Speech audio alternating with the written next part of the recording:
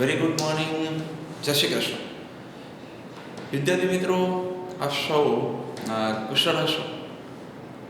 ફરી એક વખત અર્થશાસ્ત્રના વિષયવસ્તુમાં એવા ચેપ્ટર 2 વૃદ્ધિ અને વિકાસના નિર્દેશકોની અંદર એક નવા ટોપિક સાથે, એક નવી શુભ શરૂઆત સાથે આપ સૌ વિદ્યાર્થી મિત્રો, આપ જે ટોપિકની જે આપણે આતુરતાપૂર્વક રાહ જોઈ રહ્યા હતા કે PQLI એટલે શું અને કયા નિર્દેશકોમાં અને નિર્દેશકો કયા હોઈ શકે એની ચર્ચા આપણે થોડા લાઈવ લેક્ચર દ્વારા કરી ગયા હતા. પણ આજે એ જ ટોપિકની સરખામણી કે જે સમજાવવાનો પ્રયત્ન કર્યો હતો કે સરખામણી શું હોય, તુલના શું હોય, ને એવી જ તુલના અને સરખામણી સાથે આજે જે ટોપિક પર ચર્ચા કરી હશે એ ટોપિક છે આપ સૌ વિદ્યાર્થી મિત્રો મારી સાથે જે કહી શકાય અર્થશાસ્ત્રના વિષયમાં એક ટોપિક છે કે PQLI અને SDI વચ્ચેનો તફાવત સમજાવો. એવા તફાવત સાથે PQLI અને SDI સૌથી પહેલાં અહીંયા બોર્ડ્સ ઉપર જેટલા પણ પોઈન્ટ્સ લખવામાં આવ્યા છે એમાં જેટલા વધારવા હોય એટલા કહી શકે કે તમે લખી શકો. સૌથી પહેલાં તો PQLI વિશે ચર્ચા કરી ગયા છો એટલે થોડું રિપીટ કરી દઉં કે PQLI નું પૂરું નામ એવું લખી શકો તમે કે ફિઝિકલ ક્વોલિટી લાઈફ ઇન્ડેક્સ છે. સામે તફાવત હંમેશા વિરુદ્ધ હોય. સામે મેં બોર્ડ પર SDI લખીશું જેનું પૂરું નામ હ્યુમન ડેવલપમેન્ટ ઇન્ડેક્સ છે. તો SDI જે રજૂ કર્યું છે એ UNDP એ રજૂ કર્યું છે, પરંતુ મેં સામે લખીશું કે માનવ વિકાસ આંક દ્વારા રજૂ કરવામાં આવે છે. ગુજરાતીમાં એને માનવ વિકાસ આંક કહેવાય. તો પહેલો ટોપિક પૂરો થઈ ગયો વિદ્યાર્થી મિત્રો કે PQLI નું પૂરું નામ ફિઝિકલ ક્વોલિટી લાઈફ ઇન્ડેક્સ છે, જેને જીવનની ભૌતિક ગુણવત્તા કહેવાય, અને SDI છે એ હ્યુમન ડેવલપમેન્ટ ઇન્ડેક્સ છે. આ બંને કોઈ સંસ્થા નથી. આ બંને કહી શકાય કે આંકડાઓ બહાર પાડવા માટે એક કહી શકાય NSSO નેશનલ સેમ્પલ સર્વે ઓર્ગેનાઇઝેશન દ્વારા કેટલાક આંકડાઓના સંદર્ભમાં, કેટલાક 3 નિર્દેશકોના સંદર્ભમાં અર્થશાસ્ત્રીઓ દ્વારા અભ્યાસ કરવામાં આવેલો છે. ને માટે કહી શકાય કે પાછળ જે આંક શબ્દ લાગે છે એટલે એને આપણે આંકડાઓ કહીએ છીએ વિદ્યાર્થી મિત્રો. તો પહેલા ટોપિકની અંદર બોર્ડ પર જોઈ શકો છો મેં લખ્યું છે કે PQLI જે છે એ રજૂ કોણે કર્યું તો ડેવિસ મોરી છે. હું એના નીચે થોડું હાઇલાઇટ્સ કરી દઉં છું કે PQLI રજૂ કોણે કર્યું, ડેવિસ મોરીસે કર્યું. તો માનવ વિકાસ કોણે રજૂ કર્યું, અહીંયા કહી શકે કે SDI માનવ વિકાસ દ્વારા આંક દ્વારા રજૂ કરવામાં આવ્યું. વિદ્યાર્થી મિત્રો આ ટોપિક બહુ ઇઝી છે. બીજા નંબરનો ટોપિક છે કે SDIમાં 3 નિર્દેશકોનો અભ્યાસ કરવામાં આવે છે. એ જ રીતના PQLIમાં પણ 2 જ કહી શકાય 3 નિર્દેશકોનો અભ્યાસ કરવામાં આવશે. બંનેમાં તુલના છે.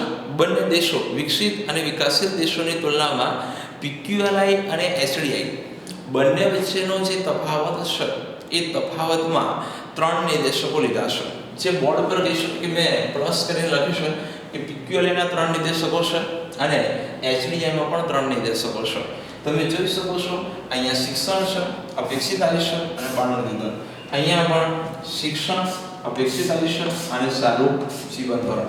તમે જોઈ શકો છો વિદ્યાર્થી મિત્રો કે સારું જીવન ધોરણ એટલે આરોગ્ય અને સુખાકારી ઉપર ભાર મૂકવામાં આવ્યો છે. તો આપ સૌ વિદ્યાર્થી મિત્રો મારા ટોપિકને સમજવાનો 100% પ્રયત્ન કરશો. બહુ ઇઝી ટોપિક છે. બહુ ઇઝી ટોપિકના માધ્યમ દ્વારા કોઈ એક દેશ, એક જે કહી શકે કે એનું પ્રમાણ ખૂબ નીચું છે, અને કોઈ એક દેશ એવો છે કે જે વિકસિત દેશ છે કે જ્યાં આ 3 નિર્દેશકો ખૂબ ચડિયાતા છે, અને આ 3 નિર્દેશકો કોઈ એક દેશ એવો છે કે જે વિકાસશીલ છે ત્યાં ખૂબ નીચો ક્રમ ધરાવે છે. વિદ્યાર્થી મિત્રો કે અહીંયા એના માટે કેટલાક અર્થશાસ્ત્રીઓ પોતાના કેટલાક તારણો આપેલા છે. જે તારણોના માધ્યમ દ્વારા આપ સૌ અને હું આજે કહી શકાય કે 3જા નંબરનો કહી શકાય તફાવતમાં PQLIમાં શેનો સમાવેશ કરતો, શેનો અભ્યાસ કરવામાં આવે છે. તો અહીંયા લખીશું કે માનવ જીવનના ધોરણોને સ્પર્શતા. તમે જુઓ કે માનવ જીવનને સ્પર્શતા કહી શકાય કે 2 ટોપિક કયા છે, એક શિક્ષણ અને એક આરોગ્ય.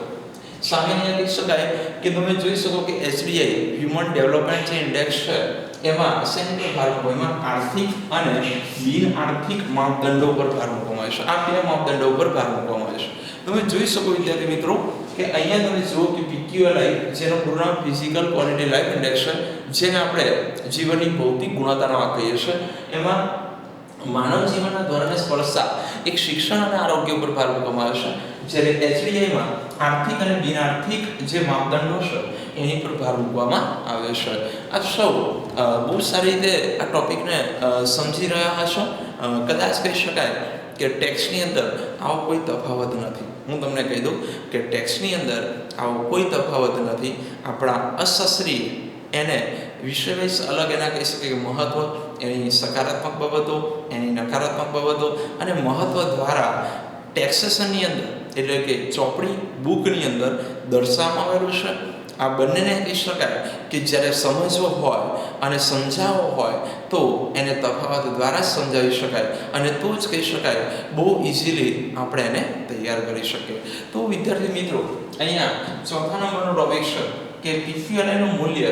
તમે જુઓ, PQLIનું મૂલ્ય 0 થી 100 છે. વિદ્યાર્થી મિત્રો, આ શું છે સર? 0 થી 100 એટલે શું?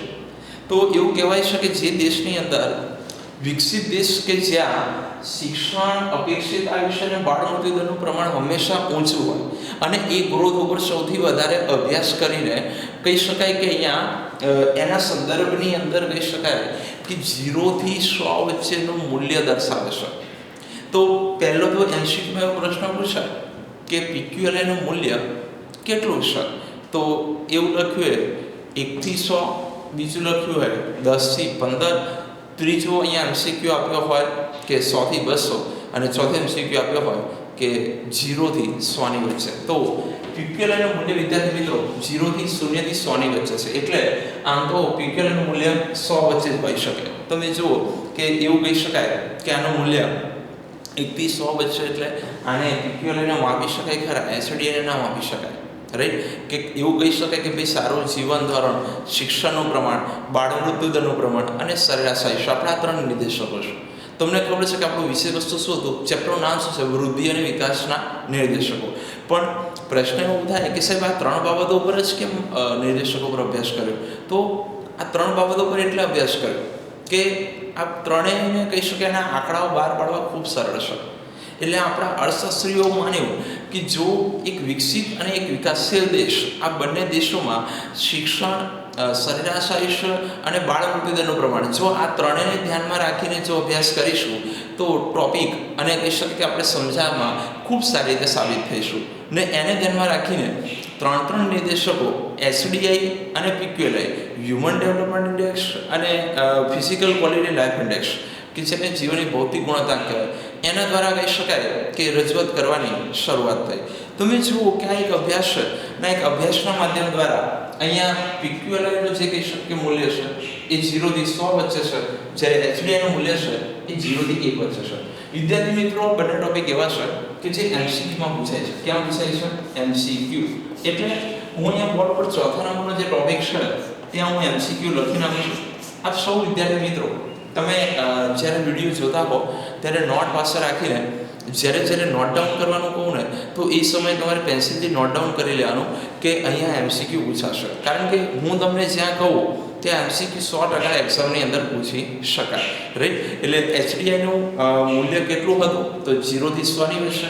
અને HDIનું મૂલ્ય કેટલું છે? તો 0 થી 1. તમે જો વિદ્યાર્થી મિત્રો કે HDIનું મૂલ્ય 0 થી 1 છે, જ્યારે PQLIનું મૂલ્ય 0 થી 100 છે.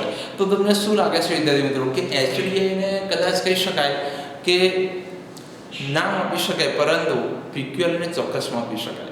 ને એવું પણ ચોક્કસ કહી કે જો આ 3 નિર્દેશકો શિક્ષણ, અપેક્ષિત આયુષ્ય અને બાળ મૃત્યુદરનું પ્રમાણ, અહીંયા સામે પણ તમે HDIમાં જુઓ શિક્ષણ, સારું જીવન ધોરણ, અપેક્ષિત આયુષ્ય, જો 3 નિર્દેશકોને ધ્યાનમાં રાખીને જો અભ્યાસ કરવામાં આવેલો હોય તો વિદ્યાર્થી મિત્રો એવું ચોક્કસ કહી શકાય કે PQLI HDI કરતાં ચોક્કસ ચડિયાતો છે. અને એક એવો દેશ છે કે જ્યાં, એક એવો વિકસિત દેશ છે કે જ્યાં આ 3 બાબતો ઉપર કહી શકાય, એક શિક્ષણ, સરેરાશ આયુષ્ય અને બાળ મૃત્યુદરનું પ્રમાણ ખૂબ કહી શકાય કે ઓછું છે, અને માટે ત્યાંનો આર્થિક વિકાસ પણ ખૂબ વધુ છે, અને માટે ત્યાં આર્થિક વૃદ્ધિના વધારા સાથે સંબંધ ધરાવે છે. જ્યારે એક વિકાસશીલ દેશ છે ત્યાં કહી શકાય કે શિક્ષણનું પ્રમાણ, અપેક્ષિત આયુષ્ય, બાળ મૃત્યુદર અને સારું જીવન ધોરણ, આરોગ્યની અપૂરતી સગવડોના કારણે ભારત જેવા એક વિકાસશીલ દેશોની અંદર જો અહીંયા કહી શકીએ કે મૂલ્ય જોવા જોઈએ તો આર્થિક અને બિનઆર્થિક રીતે જોઈએ. સાંભળો, આર્થિક અને બિનઆર્થિક. તમને ખબર છે કે આર્થિક પ્રવૃત્તિ એટલે શું અને બિનઆર્થિક પ્રવૃત્તિ એટલે શું? કે એક સેવાનો હેતુ રહેલો છે અને બીજો છે નાણાં મેળવવાનો હેતુ. કે નાણાં મેળવવાના હેતુથી કરવામાં આવતી પ્રવૃત્તિ એટલે આર્થિક પ્રવૃત્તિ અને બિનઆર્થિક પ્રવૃત્તિનો હેતુ નાણાં મેળવવાનો હોતો નથી. આવું 11માની અંદર તમે શીખી ગયા. તો વિદ્યાર્થી મિત્રો, એચડીઆઈ છે એમાં માત્ર કહી શકાય કે માનવીના કહી શકે કે જોઈએ કે એના કલ્યાણની વાત કરી છે, એના કલ્યાણની વાત કરી છે. ને અહીંયા માનવ જીવનને પીક્યુએલઆઈમાં માનવ જીવનને સ્પર્શતા, માનવ જીવનને સ્પર્શતા એટલે જોડાયેલા, માનવ જીવનને કહી શકે કે જોડાયેલા કહી શકાય કે એવા શિક્ષણ અને આરોગ્ય ઉપર બાબત ઉપર ભાર મૂક્યો છે. કે જો શિક્ષણનું પ્રમાણ ખૂબ સારું હશે, પીક્યુએલઆઈ એવું કહે છે કે શિક્ષણનું પ્રમાણ ખૂબ સારું હશે તો લોકોને કહી શકે કે રોજગારી મળશે, રોજગારી મળશે તો વ્યક્તિ બેરોજગાર નહીં બને, બેરોજગાર નહીં બને તો આવક મળશે અને આવકથી એ ખર્ચ કરી શકશે અને ખર્ચ કરવાથી એનું જીવન ધોરણ કેવું આવે? ઊંચું આવે. તો આપ સૌ વિદ્યાર્થી મિત્રો મારો ટોપિક સમજી ગયા છો કે જ્યારે એચડીઆઈની અંદર એચડીઆઈમાં માત્ર આર્થિક અને બિનઆર્થિક માપદંડોને જ્યારે લેવામાં આવ્યા છે માટે આનું મહત્તમ મૂલ્ય 0 થી 1 વચ્ચે છે, જ્યારે પીક્યુએલઆઈનું મૂલ્ય 1 થી 100 છે. સમજો વિદ્યાર્થી મિત્રો, એ જ વસ્તુની વાત કરું છું કે પીક્યુએલઆઈમાં માનવ જીવનના સ્પર્શતા કયા શિક્ષણ અને આરોગ્ય ઉપર અભ્યાસ કર્યો છે, જ્યારે આર્થિક અને બિનઆર્થિક એચડીઆઈની અંદર માત્ર આર્થિક અને બિનઆર્થિક એવા માપદંડો પર ભાર મૂક્યો છે અને માટે 0 થી 1 વચ્ચે એનું મૂલ્ય, એચડીઆઈનું મૂલ્ય 0 થી 1 વચ્ચે હોવાના કારણે અહીંયા એવું કહેવાય છે કે એચડીઆઈ ખૂબ નીચો છે અને એવું કહેવાય છે કે વિકાસ તો ચોક્કસ થયો છે પરંતુ મંદ ગતિએ થયો છે, કારણ કે વિકાસ એક નિરંતર ચાલતી પ્રક્રિયા છે. વિદ્યાર્થી મિત્રો, આ સૌ જોઈ ગયા કે વિકાસ એક નિરંતર અને એક સતત ચાલતી પ્રવૃત્તિ છે, પરંતુ જો આ 3 નિર્દેશકોને ધ્યાનમાં લઈને જેનો અભ્યાસ કરવામાં આવે તો આજના જે લેક્ચરની અંદર આપણે જોયું કે પીક્યુએલઆઈ એચડી કરતાં વધુ ચડિયાતો છે.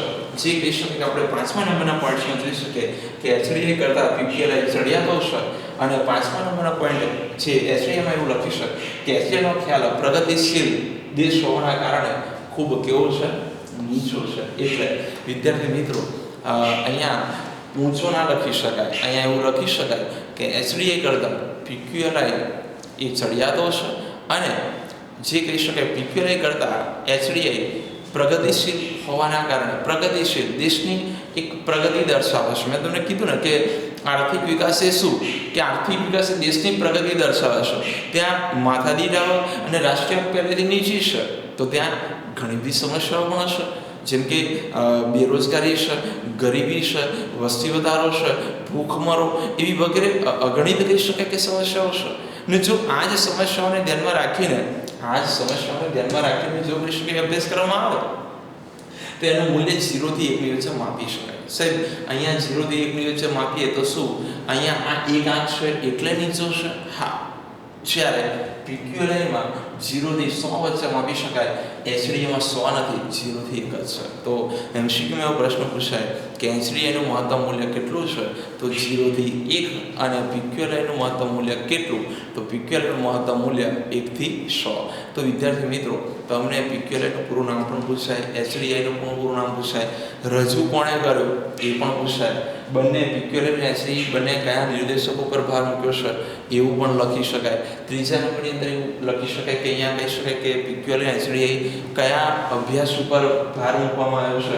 પહેલાં તો નિર્દેશકો પર ભાર મૂકવામાં આવ્યો પણ કઈ બાબતો પર અભ્યાસ કરવામાં આવ્યો છે? તો લોકોનું સારું જીવન ધોરણ, અહીંયા કહી શકાય કે માત્ર માનવ જીવનને સ્પર્શતી બાબતોનો અભ્યાસ કરવામાં આવ્યો છે, જ્યારે એચડીઆઈમાં માનવીના કલ્યાણની વાતો કરવામાં આવી છે. શેની વાત કરવામાં આવી છે? માનવીનું કલ્યાણ કરવાની. તો આ સૌ વિદ્યાર્થી મિત્રો આ ટોપિકને સમજવાનો પ્રયત્ન કરશો, કારણ કે ખૂબ ઇઝી ટોપિક છે અને જ્યારે ખૂબ ઇઝી ટોપિકને સમજવો હોય તો વિદ્યાર્થી મિત્રો અહીંયા એક્ઝામની અંદર પીક્યુએલઆઈ અને એચડીઆઈ બંને વચ્ચેનો તફાવત ઘણી વખત પૂછાતો હોય છે. પહેલી એક્ઝામની અંદર પણ પૂછાતો હોય છે. બહુ ઇમ્પોર્ટન્ટ છે, બહુ જ સરળ છે. આ સૌને મારા ઓનલાઈન જે કહી શકાય કે લેક્ચર દ્વારા આપ સૌને સમજવામાં ખૂબ સરળતા રહેતી હશે, કેમ કે મારા બધા જ લેક્ચરની અંદર આપણે મુદ્દાવાઇઝ ચર્ચા કરીશું, આપણે અલગ અલગ મુદ્દાઓને ધ્યાનમાં રાખીને ચર્ચા કરીશું. તે ઉપરાંત પણ આપણે કોઈ પણ પ્રકારની કહી શકાય કે જો કોઈ ક્વેરી હોય કે આપણને કહી શકે તમને કોઈ વિડીયો જોયા પછી પણ કોઈ ટોપિકમાં નથી ખબર પડતી તો આપશો વિદ્યાર્થી મિત્રો ચોક્કસ મારો કોન્ટેક્ટ કરી શકે. બોર્ડ પર મારો કોન્ટેક્ટ નંબર પણ લખેલો છે, રાઈટ, 9898973510. ઇવન ક્લાસીસ માટે પણ આપ સૌ મને પર્સનલ ક્લાસીસ માટે પણ કોન્ટેક્ટ કરી શકો છો 9727345000 પર. ઉપરવાળો મારો કોલિંગ નંબર છે, નીચે મારો જે છે એ વોટ્સઅપ નંબર છે. આપ સૌ વિદ્યાર્થી મિત્રો મારા લેક્ચરથી સેટિસ્ફેક્શન હશો તો લેક્ચરને અહીંયા પૂર્ણવિરામ કરીએ છીએ. એક નવી સવાર સાથે હું પુરુષ સુરેશ અને આપ વિદ્યાર્થી મિત્રો ચોક્કસ મળીશું એક નવા ટૉપિક સાથે. ત્યાં સુધી અહીંયા આપણે વિરામ લઈએ છીએ. તો ત્યાં સુધી જય શ્રી કૃષ્ણ.